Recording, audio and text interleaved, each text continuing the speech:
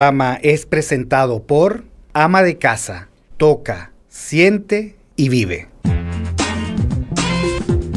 En este espacio se habla de la propiedad privada, del Estado de Derecho, de la economía de libre mercado. Se habla de principios y funciones de la libertad en todos los ámbitos de la vida nacional. Aquí se habla libertad. RCR presenta Aquí se habla libertad, con Rocío Guijarro y Víctor Maldonado.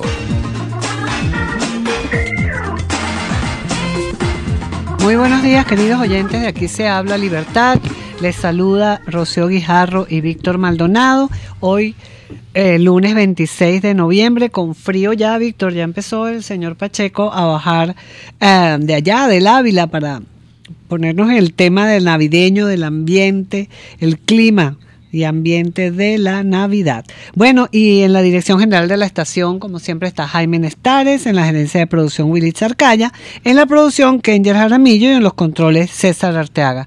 Ya saben, queridos oyentes y videntes, se dirá así también. Videntes para adivinar el futuro. Que nos ven por las redes sociales, por Periscope RCR750, por YouTube RCR.tv, y saben que pueden comunicarse con nosotros por el 0212-482-9750 y por el Dilo 3456, que tiene un costo de un bolívar más básico, más IVA. Muy buenos días, Víctor, ¿cómo estás? Buenos días, muy bien, empezando esta última semana de noviembre. Ya para el viernes avisamos que viene San Nicolás, que nos va a decir cómo va a ser para afrontar la Navidad venezolana.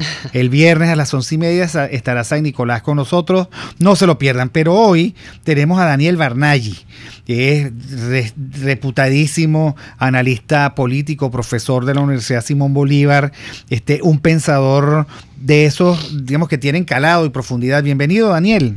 Muchísimas gracias, Víctor. Rocío, es un gusto saludarlos a usted y a su audiencia y a toda la familia de RCR. Se me ocurría que nosotros en América Latina, además del realismo mágico, vivimos en el marco de grandes falacias planteadas por falsas analogías.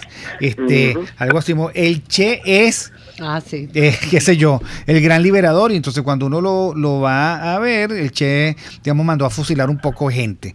Y las redes sociales hay debates que quieren hacerse pasar por debates políticos, que no son sino la práctica sistemática de la falacia. ¿Qué podrías tú comentarnos al respecto? Bueno, ciertamente yo creo que sobre todo en los últimos casi 20 años, se ha tratado de echar mano de discursos falaces, de hacer comparaciones que son totalmente desacertadas, tanto de fondo como de forma, para tratar de alguna manera, tratarlo entre comillas, de hacer válido el punto propio, dado que hay poca o ninguna argumentación para, con los elementos propios, hacer valer un determinado punto. Eso es lamentable porque de alguna manera la gente que escucha muchos esos argumentos y que quizás no ha tenido su área de conocimiento o no ha tenido la oportunidad de leer, de formarse, puede hacerse propios unos argumentos que son falaces de base, y eso por supuesto desvirtúa el contenido ético de la agenda de la opinión pública. Es bastante grave, bastante grave.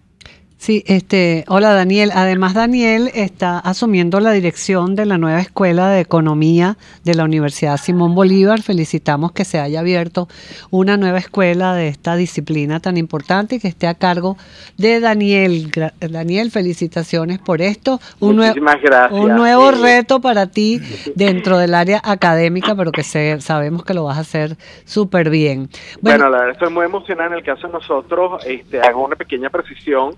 No es escuela, sino es carrera, porque la organización del Vicerrectorado Académico de la Simón Bolívar es matricial, por lo cual hay áreas de conocimiento que son las divisiones, y debajo están los departamentos. Por ejemplo, yo estoy adscrito al Departamento de Economía, y por el otro lado de la matriz, por una organización matricial, están los 6 servicios de la universidad, que son los decanatos.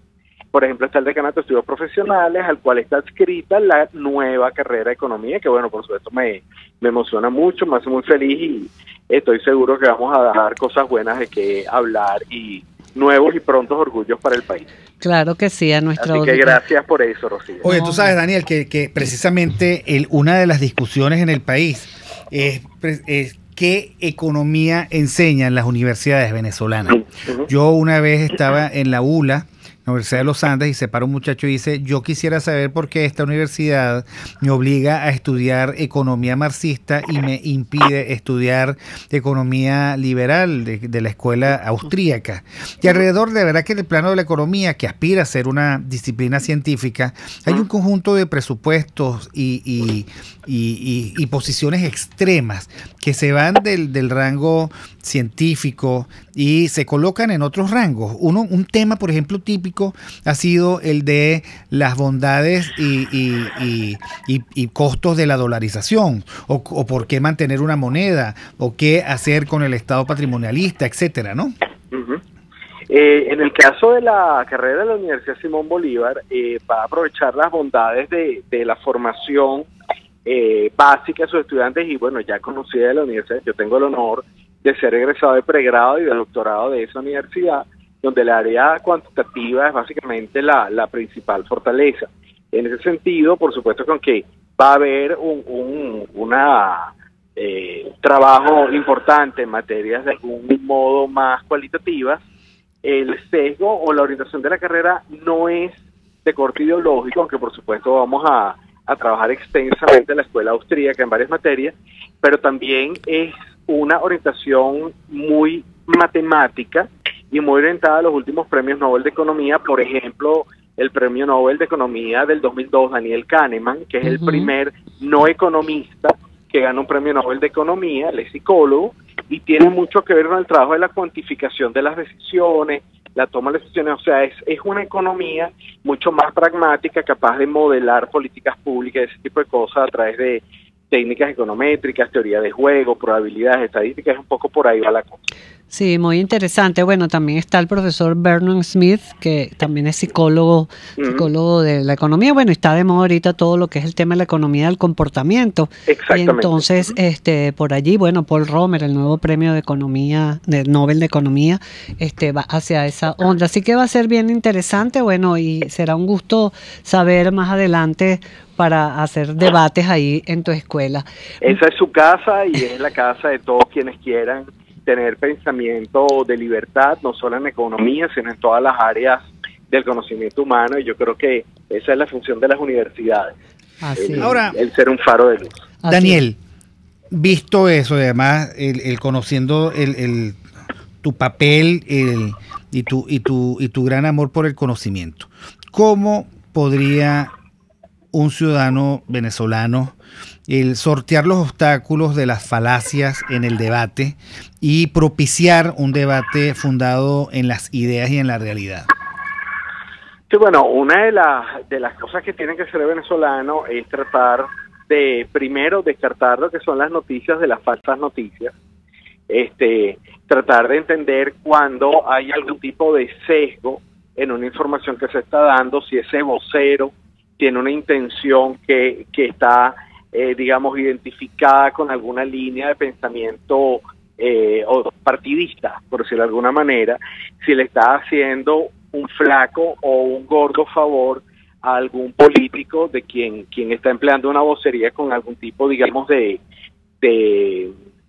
reputación, y es el venezolano el que tiene que comenzar a cuestionar cosas. Por ejemplo, cuando algo tiene sentido que sea verdad desde el punto de vista del sentido común. El venezolano tiene, ahorita que hay tanta, bueno, internet, yo entiendo, por supuesto, es lento, tiene problemas, pero hay internet. El venezolano tiene que tener la costumbre de no solamente ver los titulares, sino leer artículos de opinión, buscar profundidad, buscar formarse, educarse en distintas líneas de pensamiento.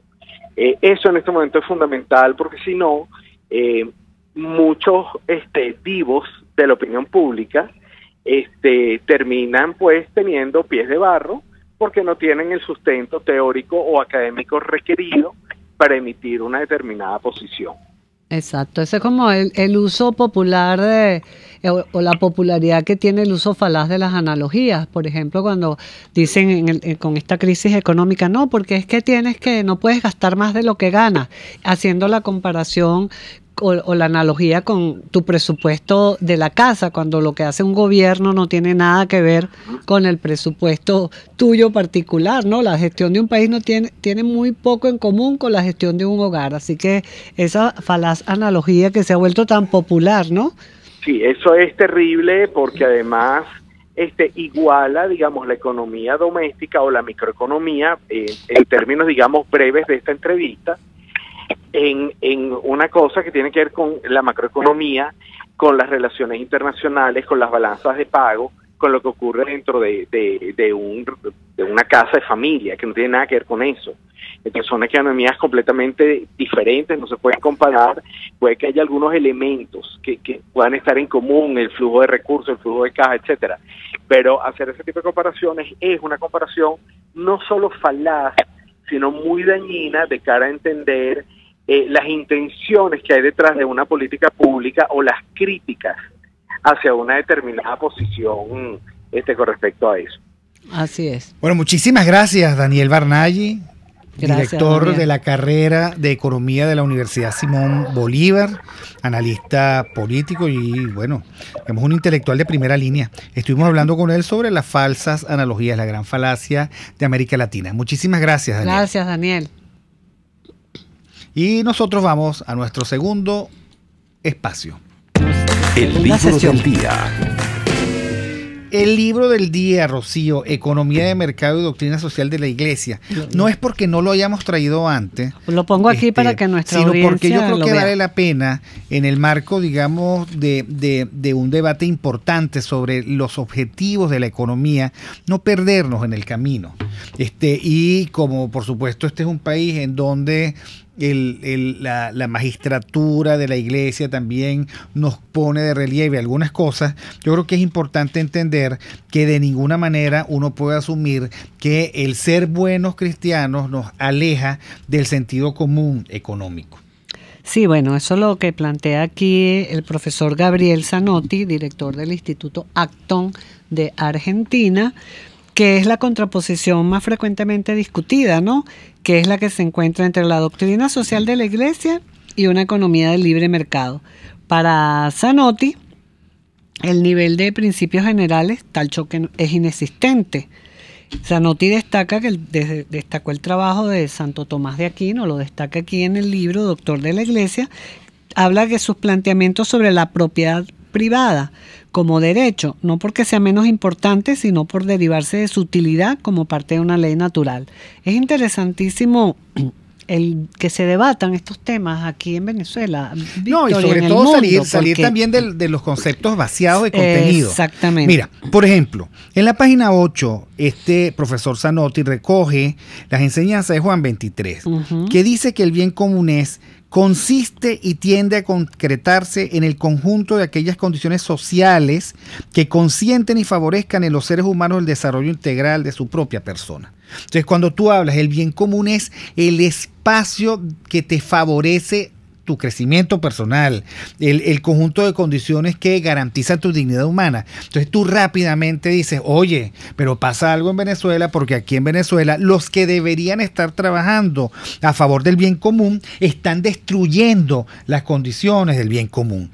Y entonces tú dices, bueno, ¿y cuáles pueden ser esos espacios en donde se favorezcan los seres humanos el desarrollo integral de su propia persona? Entonces tú respondes, bueno, muy probablemente serán esos espacios en donde se garantice a la persona la libertad, la dignidad, el desarrollo de sus proyectos de vida, y por lo tanto tú dices, bueno, aquellos regímenes, aquellas posibilidades, aquellos proyectos de Estado en donde el imperativo de la libertad, del derecho y de la justicia estén presentes, favorecerá el bien común. No favorece, por lo tanto, el bien común esas aventuras de vamos a regalarte a ti un plato de comida o vamos a ti a resolverte tu vejez. No. es todo lo contrario. Todo aquello que garantice justicia, derecho y libertad será espacio del bien común. Y digamos que la Iglesia en ese sentido ha reflexionado muchísimo, por más que más de un cura, digamos, tergiverse el contenido y le dé,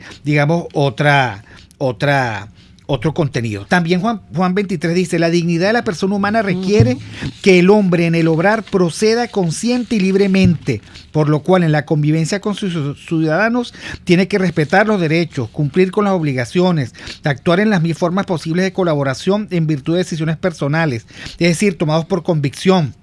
¿Qué está diciendo? Un hombre es digno cuando es libre. Y, digamos, será más libre, ejercerá plenamente su libertad si además consciente y libremente actúa a favor del bien común, que es generar espacios de libertad, derecho y justicia. Entonces,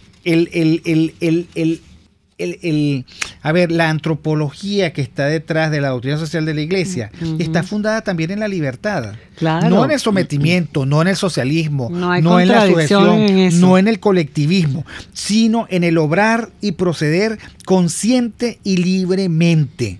Okay. Así, es como él dice aquí, que estos estudios donde él plantea este debate de la economía de mercado y la doctrina social de la Iglesia, no son solo escritos académicos sin consecuencias prácticas. Al contrario, apuntan a lo mismo que todos los cristianos: la disminución de la pobreza y la erradicación de situaciones indignas como la desnutrición, la desocupación, el subdesarrollo, entre otras. La diferencia es que la solución que él propone es el libre mercado, que aún sigue siendo considerado por muchos católicos como la única y real encarnación del demonio. Y el otro problema, quiera Dios que la situación cambie en el futuro, porque lo que está en juego es la vida de millones y millones de personas. El tercer concepto importante, que está muy discutido, que dicen que sí, que no, es el concepto de propiedad privada. Juan 23, en su encíclica Madre y Maestra, Mater et Magistra, que habla de la Iglesia como madre y maestra, dice: el derecho de propiedad privada, extendido incluso a bienes productivos, tiene validez en todo tiempo, en cuanto que se funda en la naturaleza misma de las cosas, que nos enseña que los individuos son anteriores a la sociedad civil y que por ello la sociedad civil se ordena al hombre como finalidad suya.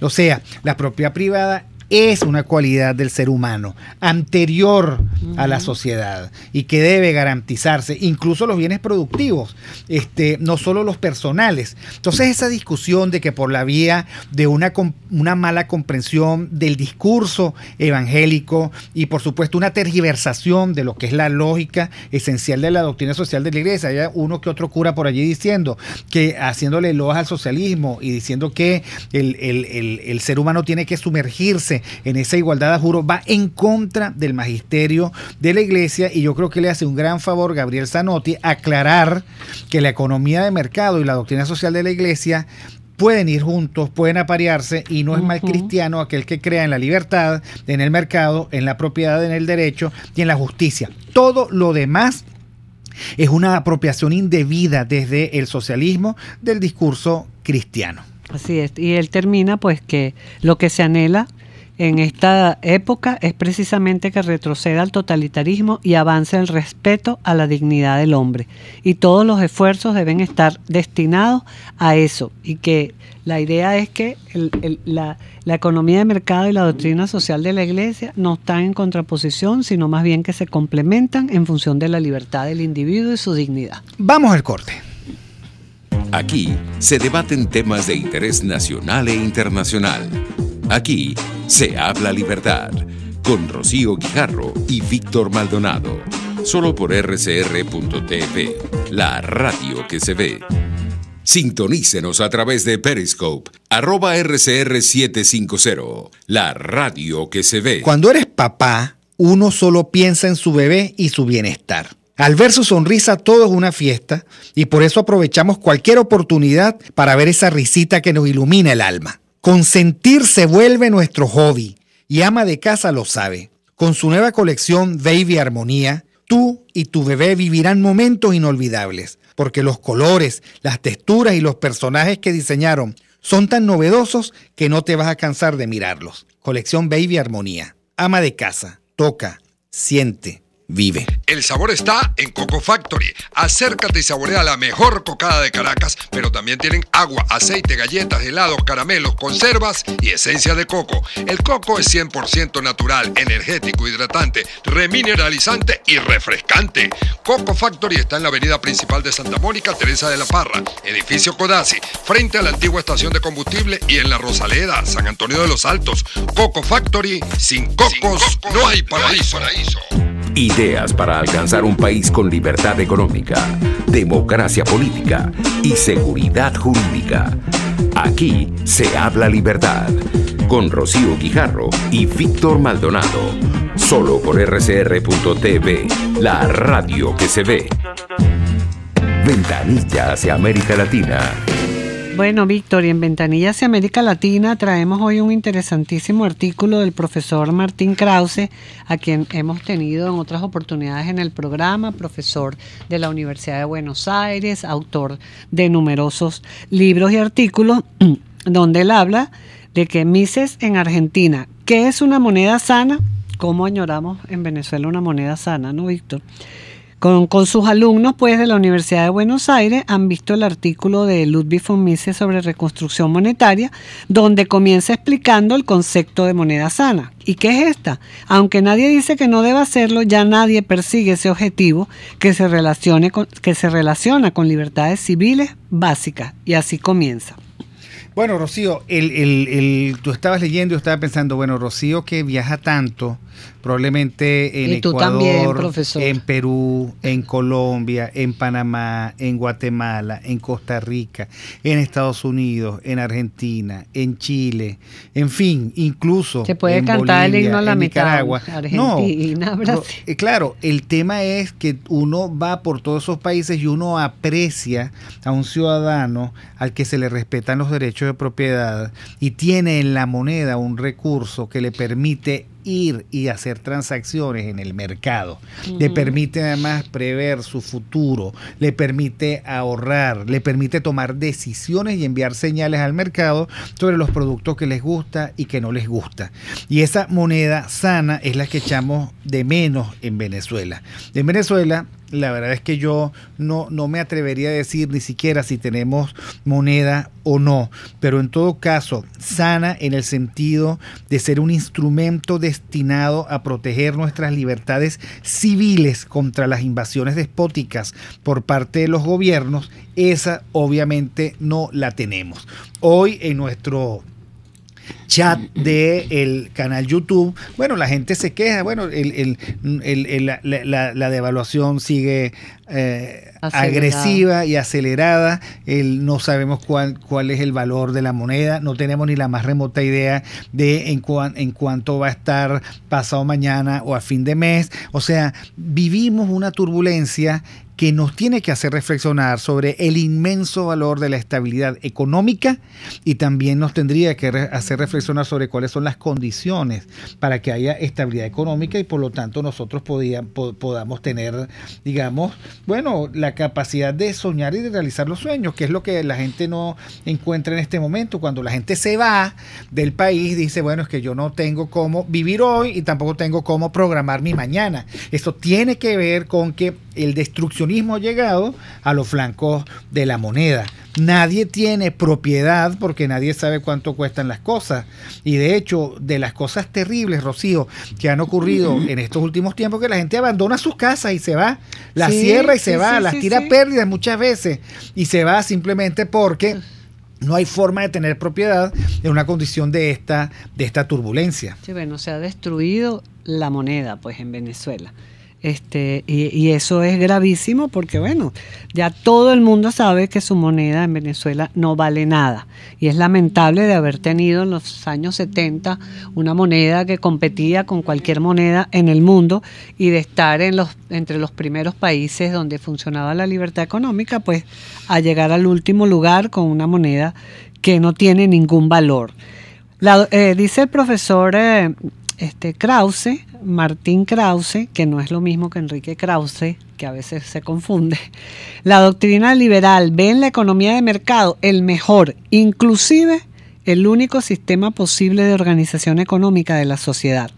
La propiedad privada de los factores de la producción tiende a transferir el control de esta a manos de quienes se hallan mejor capacitados para la tarea y de esta suerte a procurar a todos los miembros de la sociedad la satisfacción más completa posible de sus necesidades. Y no hay mejor propiedad que una moneda sana, Víctor. Lo que se ha conculcado aquí y violado es el derecho a la propiedad de los ciudadanos a tener una moneda que te permita labrar tu futuro. Bueno, allí tenemos, Rocío, digamos que diferencias, no tú y yo, sino entre la perspectiva liberal y la perspectiva socialista.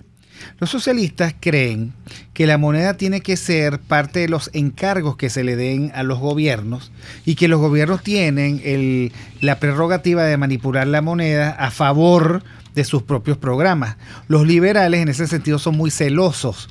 Los liberales dicen que la moneda forma parte de nuestros derechos de propiedad, que lo que conviene al ciudadano es una moneda no manoseada por los regímenes, o sea, que los regímenes no puedan incentivar devaluaciones, etcétera, etcétera, y que monedas así producen más estabilidad económica y más progreso y prosperidad.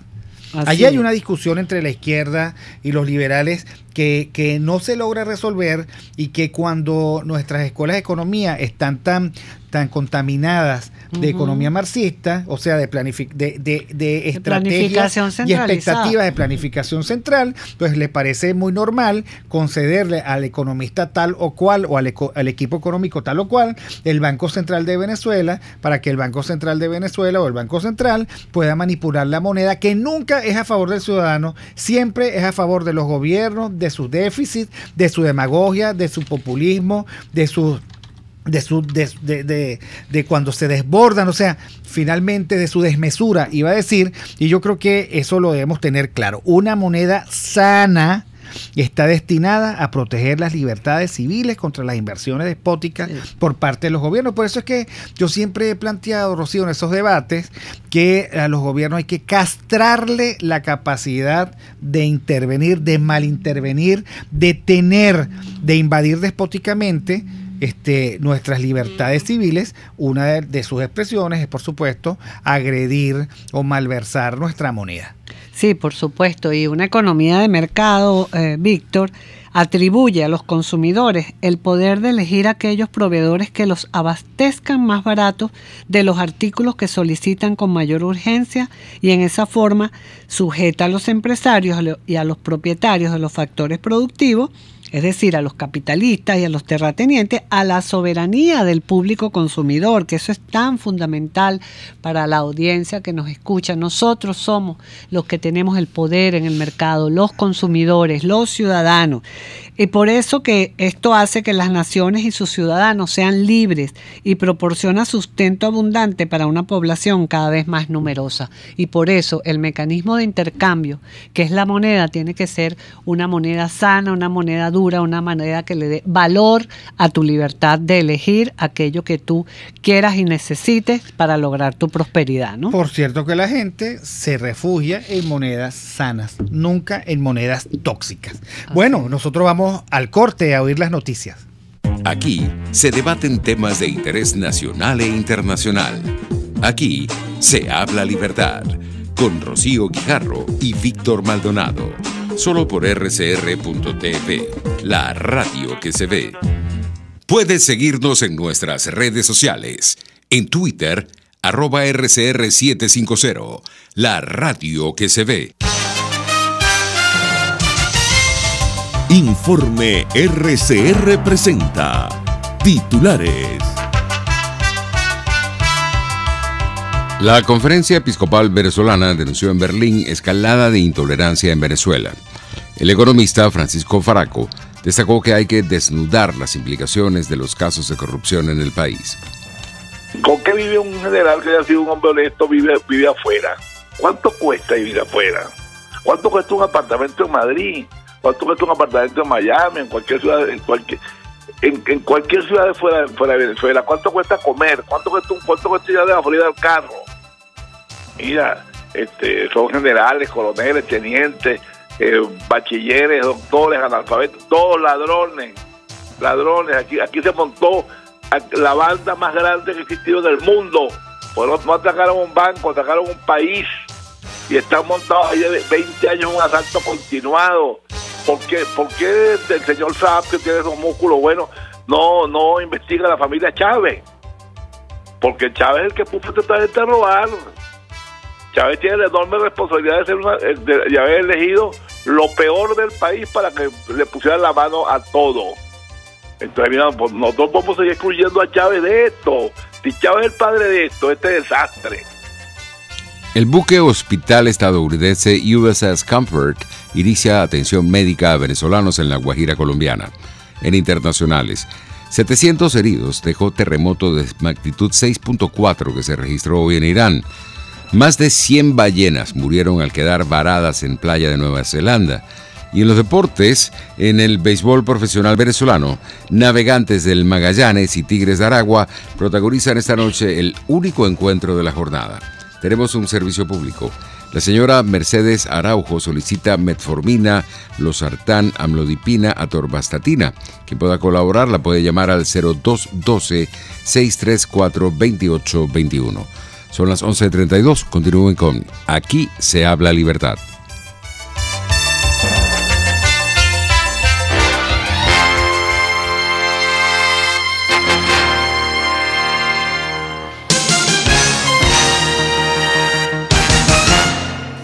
K-Export trae tu envío o carga desde USA hasta Panamá o Venezuela, o desde Panamá a Venezuela, y te la lleva a cualquier parte del territorio nacional. Los martes y viernes son los envíos aéreos, pero los jueves salen los envíos marítimos. Para contactarlos en Venezuela, llama al 0241-775-5575 o escribe al correo info@kexport.net. K-Export, déjalo todo en nuestras manos.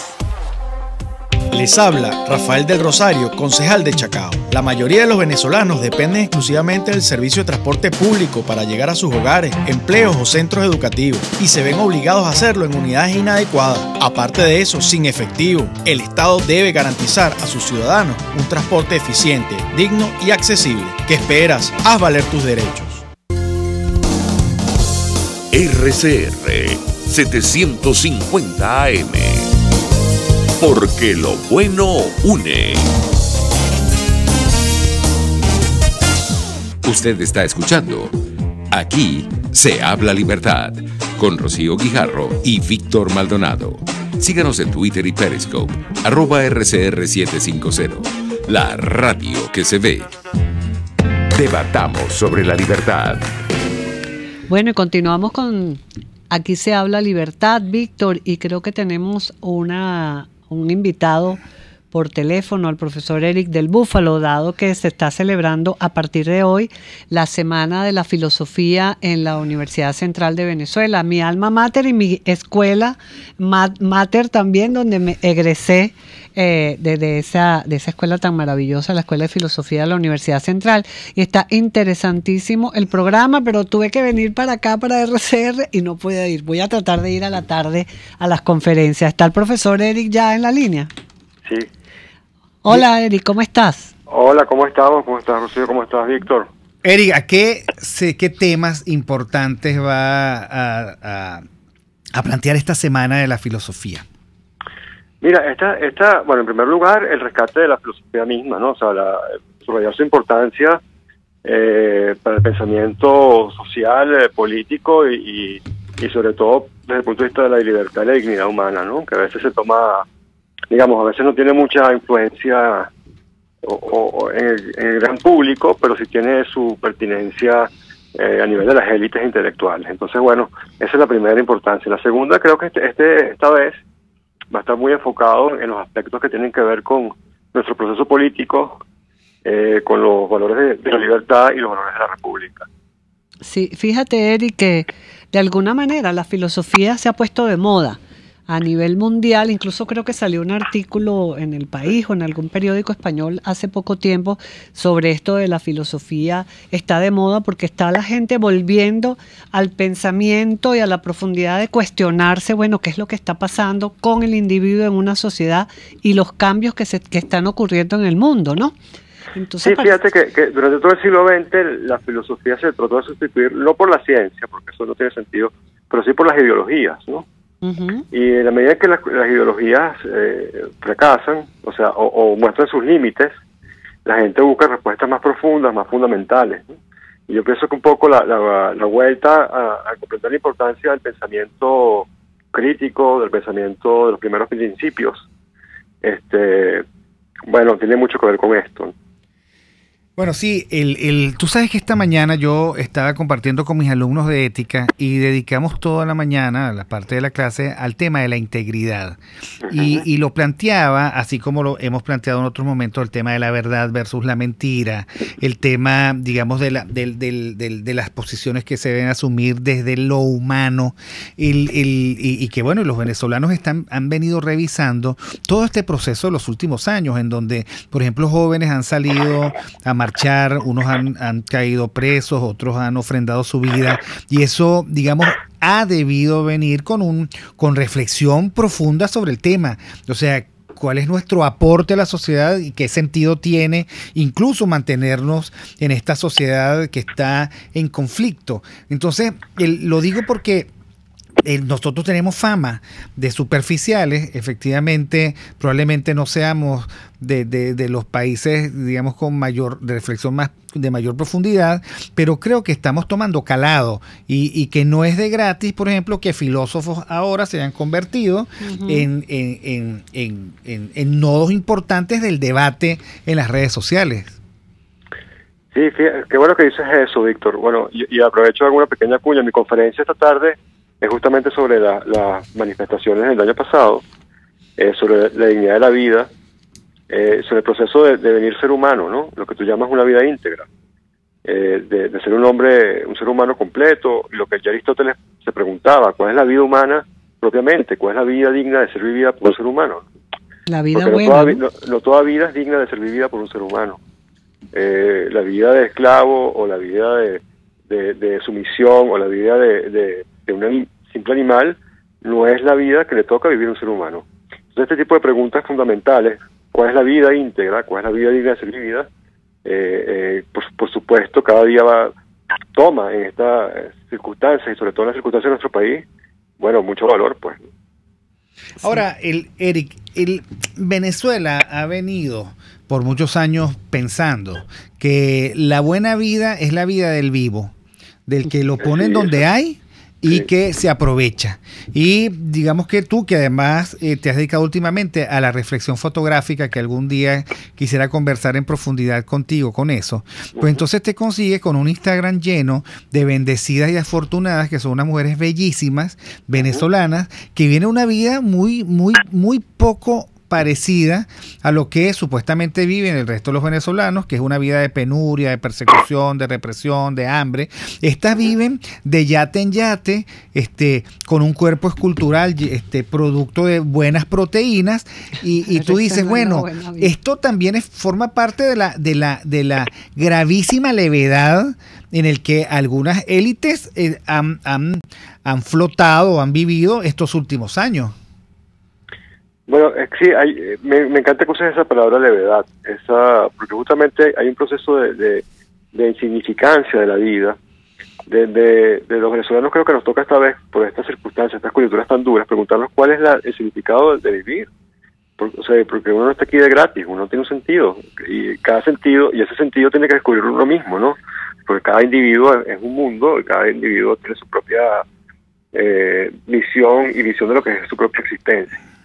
Fíjate, la frivolidad o la levedad social, o que ya raya en lo farandulero, creo que es reflejo de una levedad anterior, que es la levedad de vivir de la renta del Estado, la levedad de la política advenediza, de la política clientelar. O sea, Venezuela vivió por muchas décadas, y el chavismo creo que fue su hipertrofia, pero ya venía antes del chavismo, en una especie de burbuja donde la vida era fácil, todo está barato, nada hay que producir, nada hay que hacer, uno tiene que disfrutar simplemente su gota de petróleo, ¿te acuerdas? Su gota de petróleo. Sí. Y entonces, claro, eso le da a la vida una especie de falsa comodidad, de falso trono, que la vuelve mediocre al final. Y entonces, bueno, nosotros estamos pagando un poco los platos rotos de décadas de conformismo, de mediocridad política y mediocridad social. Sí, estoy de acuerdo contigo, Víctor, en eso. Eric, ¿tú crees que el venezolano de alguna manera lo está obligando la situación a pensar más, a cuestionarse más, a aportar más o a debatir más temas claves de su vida como ser humano en una sociedad? Yo creo que sí. Fíjate, por ejemplo, como empezó la pregunta, ¿no? La importancia de la ética. A lo mejor hace 20 años decir así, ética, era una cosa como, bueno, para los domingos en la mañana o cuando uno quería hablar de algo ligero.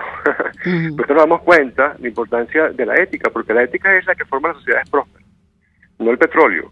Uno ve las sociedades ricas, la sociedad americana, norteamericana, las sociedades europeas, la sociedad japonesa, la sociedad coreana, y se da cuenta que es por su productividad. Pero detrás de esa productividad hay una ética del trabajo, una ética de la libertad, una ética de la producción que no depende de recursos naturales, sino de recursos humanos. Entonces, creo que estamos viendo la importancia de cosas que antes no dábamos por importante, porque pensábamos que la vida simplemente venía del subsuelo, y uno abría el chorro y ya estaba resuelta, ¿no? Y entonces, como tú bien dices, la situación real, objetiva, nos está obligando a repensar nuestro lugar en el mundo de una manera dolorosa, pero sin embargo, al final acertada. Ahora, Eric, hay otra palabra que habría que trabajar más, y es la palabra tolerancia.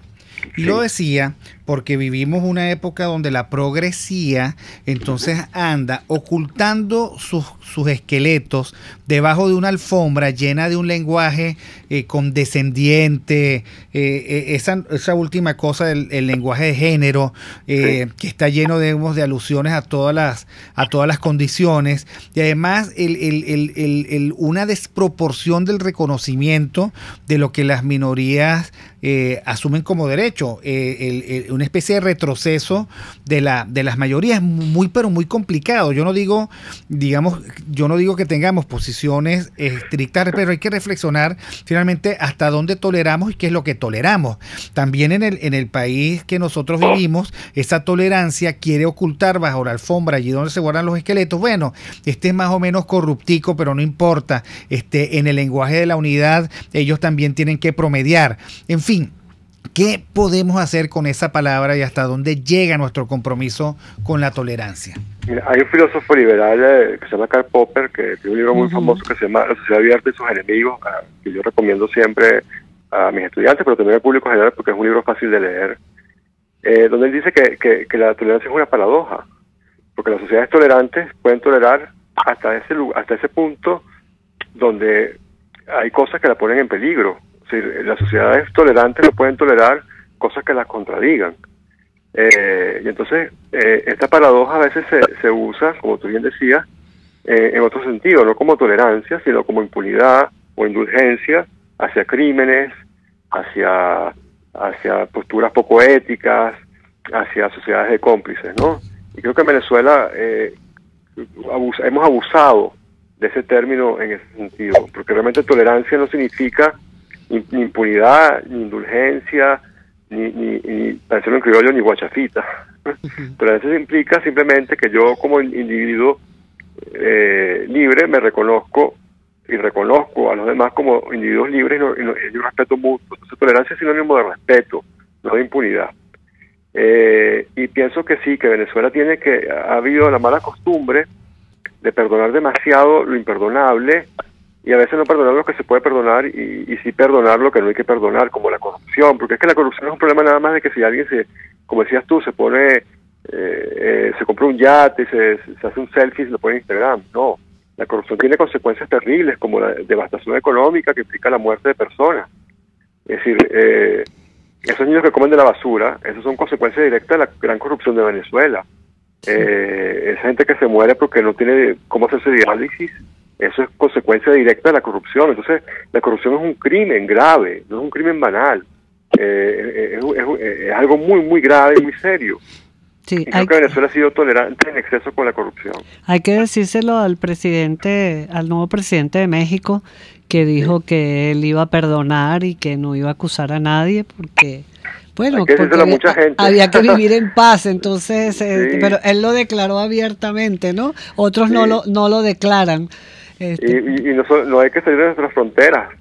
Uno lo escucha aquí, ¿no? Es decir, con los recientes casos de escándalos asquerosos, discúlpenme el término, pero escándalos de una magnitud que Odebrecht se queda corto, se queda pequeño, como hay dirigentes políticos y algo que me duele más, profesores universitarios, intelectuales, que banalizan ese hecho. Y eso es sumamente grave. Es decir, el daño que hace esa actitud es casi inconmensurable, pues, ¿no? Y no solamente el daño económico, como decía, de la gente que se muere, sino el daño en nuestras condiciones de posibilidades de salir adelante, porque una sociedad sin eticidad es una sociedad pobre, miserable. Los japoneses no tienen recursos naturales, pero tienen una ética del trabajo y del respeto. Los europeos no tienen grandes recursos naturales, y sin embargo tienen una ética de la libertad, de la república. Los americanos también. Entonces, si no entendemos esas cosas sencillas, nunca vamos a salir del pozo donde nos encontramos. Yo le voy a pedir al profesor Eric del Búfalo, filósofo, hablando sobre temas filosóficos en la Semana de la Filosofía de la UCB, que nos espere un momento. Nosotros vamos al corte y ya regresamos. Aquí se debaten temas de interés nacional e internacional. Aquí se habla libertad, con Rocío Guijarro y Víctor Maldonado. Solo por rcr.tv, la radio que se ve. Puedes seguir nuestra programación a través de rcr.tv, la radio que se ve. Ama de Casa te apoya con ideas y tips para que logres remodelar tu baño. ¿Cómo? Renovar para sorprender. Con un juego nuevo de toallas verás que tu baño se refresca. Pero si además buscas el marco de cuadro viejo, de esos que tienen bordes rococó y que hoy son tendencia en decoración, lo lijas, lo pintas del mismo color que tu pared, lo cuelgas en el baño y dentro del marco instalas 2 o 3 ganchos tipo perchero, verás que ahora tus toallas enmarcan la belleza de un baño que de modo sencillo y económico renovó su look. Ingresa a nuestras redes y busca más ideas para reinventar tus espacios. Ama de Casa, toca, siente, vive.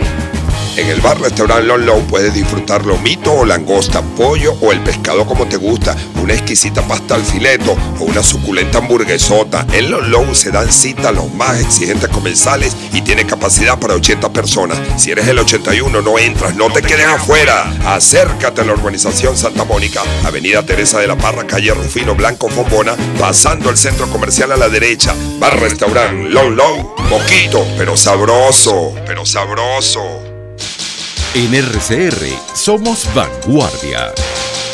Toda la programación de tu RCR también la puedes seguir a través de la internet. Audio y video en tiempo real. Noticias y mucho más. No te pierdas ni un segundo de nuestra programación. No hay excusa ni cadena que valga para que dejes de escucharnos. Ingresa a rcr.tv, la radio que se ve. Ideas para alcanzar un país con libertad económica, democracia política y seguridad jurídica. Aquí se habla libertad, con Rocío Guijarro y Víctor Maldonado. Solo por rcr.tv, la radio que se ve.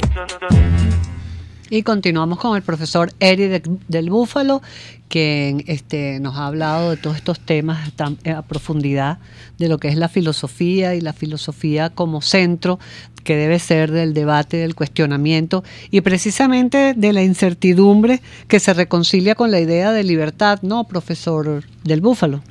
Sí, así es, porque bueno, una de las grandes cosas que reivindica o que protege más bien, diría yo, la filosofía es contra cierto materialismo que reduce al ser humano a ser una máquina o a estar sometido simplemente a leyes económicas que los bestializan, ¿no? O sea, entonces yo pienso que siempre la filosofía como protectora un poco del espíritu humano creo que es fundamental y creo que nunca va a morir por eso. No es la única forma, hay otras formas de hacerlo, por supuesto, pero es por lo menos en nuestra tradición de Occidente, más importante.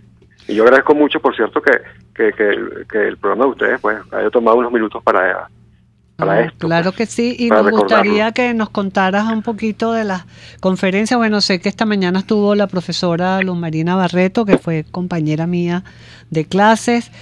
¿Tú estás, a qué hora es tu conferencia? Porque seguro que la audiencia va a estar interesadísima en participar.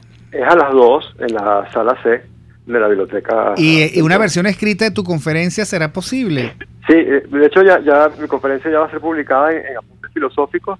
Okay. Y que saldrá a la revista, que también tendrá otra participación esperemos que a principios del año que viene, pues, ¿no? Bueno, pero antes la puedes mandar para que yo la pueda leer, porque no Por puedo supuesto, ir a tu claro. conferencia. Y otra pregunta para nuestros oyentes, ¿van a ser transmitidas a streaming vía Periscope o YouTube o algo de eso para que la gente que no pueda asistir pueda escucharlas?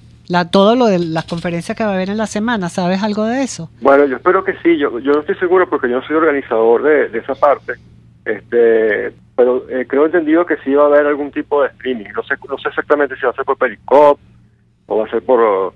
Bueno, estaremos pendientes, voy a averiguar un poquito más y lo voy a poner en las redes de RCR para que la gente esté pendiente y pueda comunicarse y ver las conferencias, los que nos puedan ir a la Universidad Central en la sala C, al frente de la Biblioteca Central de la UUCB.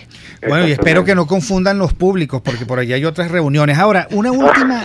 sí, en la universidad hay otras una última palabra asociada a la filosofía, que es la justicia. En algún momento la sociedad va a tener que reflexionar sobre todo el inmenso daño que se le ha hecho. Y va a tener que reflexionar en términos de responsabilidad, asociado también a sus expectativas de paz y progreso. ¿Qué puede aportar la filosofía alrededor de esa búsqueda que tarde o temprano se va a dar? Fíjate, la filosofía aporta mucho, primero esclareciendo qué significa justicia, ¿no? Esclareciendo el concepto, como bien hablábamos al principio, no confundir justicia con venganza o justicia con otras cosas, ¿no? Justicia viene de lo justo, lo que tiene su medida. Y entonces yo creo que el chavismo va a tener que rendir cuentas, no solamente el chavismo, todo este sistema que va más allá del chavismo que nos ha tenido en esta situación, de cuál fue el daño que hizo y sobre todo cuál es el daño que no puede volver a hacer. Yo creo que eso es muy importante. O sea, la justicia no solamente es para clausurar algo pasado, sino es para evitar que algo se vuelva a dar en el futuro. Entonces, y en ese sentido la justicia siempre es pública, nunca es privada. Privado es el perdón o la venganza, pero público siempre es la justicia. Y por eso que uno pueda perdonar subjetivamente, es decir, digamos, hay crímenes que no se pueden perdonar porque es darle rienda suelta a que vuelva a pasar en el futuro. Entonces, bueno, este tipo de cosas, ¿no? Entonces, ahora, fíjate, Eric, tú sabes que justicia, desde los ¿sí? inicios, el qué hacer con el culpable, ¿no? Sócrates Exacto. tuvo que tomar la cicuta porque fue encontrado culpable por la ciudad de haber conspirado contra ella, ¿no? Sí. También estaba planteado el exilio. Ahora, esa es otra reflexión. ¿Qué hacer con aquellos que han causado tanto daño irreversible? Hoy uno, por ejemplo, piensa en el concejal Albán o en aquellos que han pasado mucho tiempo en la cárcel, o aquellos que fueron expoliados hasta dejarlos en la calle, de aquellos que no pudieron resarcir sus derechos, aquellos que tuvieron que ir. ¿Qué hacer con el culpable? Fíjate, Víctor, dos cosas. Lo primero, ¿Aló? ¿aló? Ajá. Lo primero es que se puedan restituir las instituciones para que pueda haber justicia. Y lo segundo es que no puede haber una justicia transicional. Pasó en Colombia. Ya saben los efectos de lo que está pasando en Colombia. Se está cortando la comunicación con el profesor. Bueno, yo creo que allí queda el mensaje, ¿no? Sí, en primer sí, lugar, el reconstruir las instituciones. A ver, Ahí está, Eric, que aló. nos quedamos con la idea. ¿Aló? ¿Me escuchas? Ah, sí, te ajá. escuchamos. ¿Puedes repetir las ideas? Sí. Bueno, en primer lugar, restituir las instituciones para que pueda haber un sistema de justicia que evalúe los crímenes, porque aquí hubo crímenes. Y si no es aquí, tendrá que ser afuera, porque esos crímenes tienen que ser pagados. ¿Aló? Sí, aquí estamos. Aquí está. En segundo lugar, no puede haber una justicia transicional como en Colombia, porque eso es una forma de dar impunidad. Fíjense lo que está pasando ya en Colombia, vemos los efectos graves para el Estado colombiano. Y para nosotros mismos, porque tenemos aquí, digamos, el efecto de esa impunidad ya otra vez sobre nuestro territorio. Entonces, eso es lo que tiene que pasar. Tiene que haber institución que garantice justicia. Bueno, muchísimas gracias al profesor Eric del Búfalo, filósofo, esta semana de la filosofía en la UCB, con el que tiene ponencia esta tarde, ya lo habíamos comentado. Y bueno, yo creo que hay que seguir conversando sobre las ideas raíces, porque en algún momento la sociedad se va a dar en la cara con todas ellas. Y además, Víctor, la filosofía es enseñar a debatir racionalmente. La escuela de filosofía tiene que ser el centro del debate que transmita a todo el país la posibilidad de reencontrarnos y de poner en contraposición nuestros pensamientos, ¿no? Y siempre la libertad florecerá. Así es. Nos vamos ya entonces. Ahí nos está diciendo nuestro Kenger Jaramillo que nos despidamos. En la Dirección General de la Estación, Jaime Nestares. En la Gerencia de Producción, Willit Sarcaya. En los controles de producción, en los controles, César Arteaga. Y en la producción, Kenger Jaramillo. Y quienes estuvieron con ustedes hoy, Víctor Maldonado y Rocío Guijarro. Hasta el Nos miércoles. vemos el miércoles y el viernes viene San Nicolás. Acuérdense de eso. RCR presentó Aquí se habla libertad, con Rocío Guijarro y Víctor Maldonado. Solo por RCR 750 AM y rcr.tv. En Twitter y Periscope, @RCR750. La radio que se ve.